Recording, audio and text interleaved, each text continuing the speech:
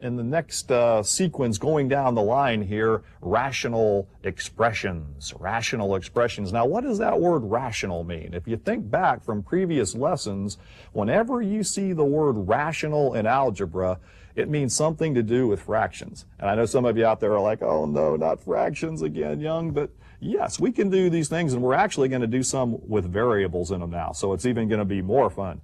All right, so looking at the next graphic here, I've got one on rational expressions. Rational or fractional expressions are quotients or ratios of polynomials. And I've got some examples here, real basic going to the more nasty ones. 2/3 can be written as 2 divided by 3. 7 over x minus 5, notice it can be written in that same format. Example 2, 7 divided by x minus 5. X plus 4 in example 3 divided by x squared minus 25. Notice we're separating the numerators and denominators with parentheses here, and make sure you do that so, you know, if you're going to write it in that second format there, that you can differentiate the top from the bottom on those. And the fourth one, a plus 5 divided by a squared minus 9a plus 8, can be written as that quantity divided by the bottom quantity. All right, so moving right along here, something about fractions we learned also. Because rational expressions indicate division, we must avoid 0 in any denominator. Division by 0 in mathematics is undefined. Remember why. We're going to get to that as well. All right. Now, what they're going to do first is they're going to give you some of these rational expressions with variables in them, and they're going to ask you to find all numbers for which each rational expression is undefined. So let's go to those examples next here, and we'll look at some. Find all numbers for which each rational expression is undefined. They'll give you the fraction, let's say 3 over 2x. Now remember, anything with a denominator of 0 in mathematics is considered undefined, and I'll go up here in the top and we'll illustrate that. 5 divided by 0. Now remember, if we wrote that the old-fashioned way, we did this in one of the previous lessons, we could take the bottom part, divide it into the top part of the fraction here, and what times 0 is ever going to give me a 5 under here? What times 0 is ever going to give me 5? There is no number. See, so that's why division by 0 is undefined, and you should try that on your calculators at home. Your calculators will really love that. If you say 5 divided by 0, you know it'll say, error, can't do it. There is no such number. See, so anything that comes out 0 in the bottom of a fraction is undefined, so what would make this fraction's denominator 0? 2 times what is 0? Now, if you want to, you can write that out, set it equal to 0. X, dividing both sides by 2, would be 0. So if I put 0 in for x here, that fraction would be undefined. All right, example 2, what makes this fraction undefined? Well, when y is what in the denominator? 7. So that's one you can kind of look at and see and tell. If I plug in 7 for y there, the denominator 0, undefined. Now remember, it's okay if the top comes out to be 0. So remember, we talked about that in lessons as well. Let's look at something with, if we had 0 over 5 in the top, we could divide bottom into top, 5 into 0, 5 goes into 0, 0 times, and we could check that by multiplying. So it's okay to have 0 in the top part of a fraction, but anything with 0 in the denominator, division by 0, undefined. Example 3. Oh, now Young, I can't just look at this one and tell what makes it 0 like I did on maybe these first 2 examples. So what are we going to have to do here? Well, we could factor that, knowing our rules for factoring, and get BB minus what? Factors of 4 that will add to give me 5, 1 and 4. So now, once I factor this denominator, I can tell what makes the bottom undefined or 0. Well, if B comes out to be 1, or if B comes out to be 4, this third example is undefined. And you know they're always going to mess with you on some of these. Like on example 4, look at this one. There's no number in the universe I can ever plug in for this x that will ever make this bottom 0, is it? So sometimes they'll say find all numbers for which it's undefined. In this case, they'll put none. There is no number I can plug in for x that will ever make that bottom 0. So remember, division by 0 is undefined. All right, let's go to the next graphic here real quick. And we want to talk about rational expressions some more, so let's talk about multiplying them. To multiply rational expressions, multiply the numerators and multiply the denominators.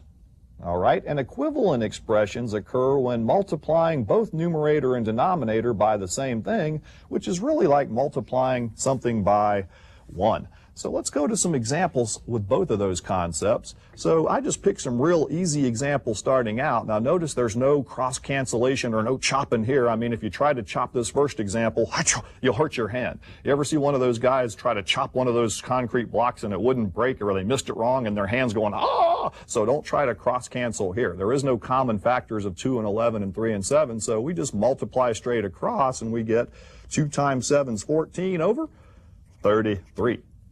All right, so numbers, not bad. Variables, same thing. 5x times a, we can write as 5x ax, or we could write 5xa using the commutative property, it doesn't matter, over yb or by yb. It does not matter. All right. Over here, same thing, variables. Now on the 3a, we would distribute that through. We could say 3a times x plus y all over b times z is bz. And, you know, we could distribute it or we could leave it like that, but when there's nothing to cross cancel, that's how you just multiply fractions. And the next thing on that graphic, writing equivalent rational expressions. Like I bet you a lot of people out there in the studio audience could give me tons of fractions that equal 1/2. All right, let's think of a few. Some of you would say, well, gee, Young, that's easy. 2/4, 3/6, 4/8, 5/10, 100 200ths, and we could go on forever. Now, how are we getting these equivalent fractions to 1/2? Well, we're multiplying both top and bottom by what? The same thing. So to get 2/4 from 1/2, we multiply the top and bottom by 2. To get to 3/6, we multiply the top and bottom by 3. To get to 4/8, 4, 5/10, and so on. So we know that as numerical ways to make equivalent fractions. Does it work with variables? You betcha. Let's make some equivalent fractions to 2x over 3y, because we don't want those variables to scare you out there. So I'm going to go ahead and multiply this by c over c. I can do it with variables as well. The rule still works, and that would be an equivalent fraction of 2cx over 3cy. And I could do that with any variable, any quantity, or anything. Let me take another one here. I won't show it, but I'll take, how about 2x times 3x minus 5 over 3y times 3x minus 5. Would that be an equivalent fraction to what we started out with here? Why, certainly. Because we are multiplying by the same thing over itself, which is the same thing as multiplying by 1. And down here, third example, you can pick whatever you want, numbers, variables, anything, and multiply and get it. This one I'll go ahead and take and multiply by y over y. All right, so an equivalent fraction of a plus b all over c minus d would be y times a plus b over y times c minus d. And if we wanted to distribute that, we could as well. So we would have ay plus by in the top, multiplying the y through, divided by cy minus dy, my y slipped there, in the bottom. So equivalent fractions here, just multiply those same things by the top and bottom. All right, let's go to the next graphic. It's fun with fraction day. All right, rational expressions. To reduce rational expressions, remember anything divided by itself reduces to the number 1, or uno. Assume no denominator equals 0. All right, so let's look at some examples there. And most of you know these coming in. 8 over 8, Young, 8 divided by 8. Sure, that's 1. Anything divided by itself is 1. Works for variables. X over x. Now remember, x can't be 0 here because we can never have a 0 in the bottom. We talked about that. 1. X plus 4 over 4 plus x, does that commutative property bother you? Anything over itself, 1. Now remember, in this case, x could not be a negative 4, or we would have 0 in the bottom. That would be a problem. And even a large trinomial, look at this rascal here, 2x minus 5 plus x squared over minus 5 plus x squared plus 2x. As long as every single thing in the top and the bottom are identical, the fraction reduces to 1. And if you're not sure, you could always plug numbers in here for x as well. You could let x be 3, and you would get 3 plus 4 is 7 over 4 plus 3 is 7, and that would reduce to 1 as well. All right. Now, I know some of you are thinking, Young, where are you going with this? All right, let's look at the next graphic. To reduce rational expressions, anything divided by its opposite reduces to -1.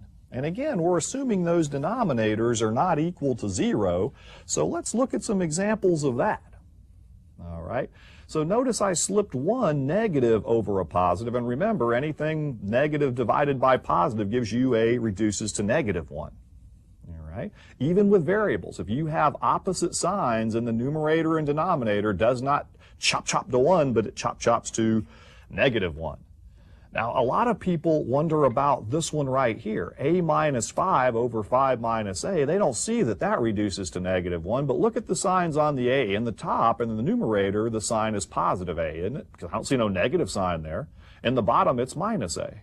In the top, it's a minus 5. In the bottom, it's a plus 5. That also reduces to -1. These are considered opposites, very important. All right, now if you don't see that, plug numbers in for a again. So we can come over here on the side. You can put any number in there for a except 5, which makes it undefined, but we'll let a be 10, and we get 10 minus 5 would be 5 over 5 minus 10. Plugging that in would be -5, and you sure do see it reduces to -1. And yes, Young will challenge it with the viciousness here. Notice I take a trinomial, look at the signs on the 4x square in the top bottom, the 7x top bottom. Their opposites are all different. 2 top bottom, yes, even this creature will reduce to -1. Yeah. So reducing rational expressions is something we're really going to work on here a little bit, but it's just like reducing numerical fractions. Anything divided by its opposite reduces to -1. Now, notice I slipped you a Mickey over here. Now, let me go ahead and just isolate this guy right here. Well, Young, how about x plus 3 over x minus 3? Does that reduce to 1 or -1? Let's see. Are they the same? Well, obviously not. Are they totally opposite? No. So this one is considered a reduced rational expression. Do not try to reduce it. All right, so this is one that will not reduce. So if you put some numbers in there, you can check that. Let's put in 8 for x there. See, if I put in 8 for x on this one, if you're not sure if it reduces to 1 or -1, always be sure. We'll let x equal 8, and we end up with 8 plus 3, 11, over 8 minus 3, 5. So you notice that doesn't come out to be the same thing. It doesn't come out to be opposites, doesn't come out to be the same, so it does not reduce. All right, so what I want you to remember here now is anything over itself, 1. Anything over its opposite, -1. And if they're not the same and if they're not opposite, no chop, or you can hurt your hand. You can hurt your hand badly here, yeah. All right, so in closing, practice the algebra concepts presented to master each lesson. Keep your work organized with problems copied and steps shown in detail. Read related materials in your textbook. Work through similar examples and write down any key points to solidify your understanding. No one can do it for you, so take the initiative. It will pay dividends, I guarantee you. Take care. We'll see you next time.